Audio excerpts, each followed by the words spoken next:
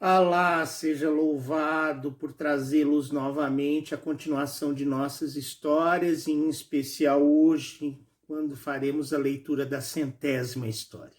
Então vamos lá? 100ª noite. Bedreddin Hassan, prosseguiu ela, estando perto dos tocadores de instrumento, dos dançarinos e dançarinas que marchavam adiante do corcunda, sacava de quando em quando da sua bolsa punhados de sequins que repartia entre eles.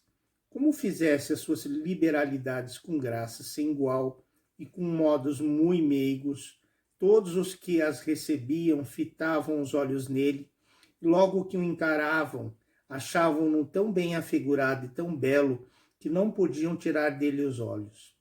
Chegaram finalmente à porta do vizir Shemeseddin Mohammed, tio de Bedreddin Hassan, que estava bem longe de imaginar que o seu sobrinho se achasse tão perto dele.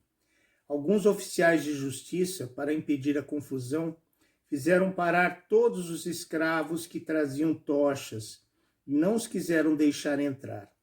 Embaraçaram mesmo Bedreddin Hassan. Porém, os tocadores de instrumentos, para quem a porta estava aberta, pararam, protestando que não entrariam sem ele. Não é do número dos escravos, diziam eles. Basta vê-lo para que não os persuadamos disso. E sem dúvida algum, estrangeiro que quer ver por curiosidade as cerimônias que se observam às núpcias desta cidade. Dizendo isso, puseram-no no meio deles e o mandaram entrar contra a vontade dos oficiais de justiça. Tiraram-lhe a sua tocha, que deram ao primeiro que se apresentou, e depois de tê-lo introduzido na sala, colocaram-no à direita do corcunda, que se apresentou num trono magnificamente armado perto da filha do vizir. Viam-na enfeitada com todos os seus atavios, porém aparecia no seu rosto uma languidez, ou antes uma tristeza mortal, cuja causa se adivinhava facilmente, vendo ao lado dela o marido tão disforme e tão pouco digno do seu amor. O trono desses esposos tão desiguais estava no meio de um sofá. As mulheres dos emires, dos vizires, dos oficiais da Câmara do Sultão e muito mais senhoras da corte e da cidade estavam assentadas de cada lado, um pouco mais abaixo, cada uma segundo a sua ordem e todas vestidas de um modo tão rico que era um espetáculo muito agradável à vista. Tinham nas mãos grandes velas acesas. Quando viram entrar a Bedreddin Hassan, lançaram os olhos para ele e, admirando o seu talhe, o seu ar e a beleza do seu rosto, não podiam cansar-se de encará-lo. Estando assentadas, todas largaram seu lugar para chegar-se a ele e observá-lo de mais perto. E poucas houve que, retirando-se para tornarem a ocupar os seus assentos, não se sentissem agitadas de uma terna comoção.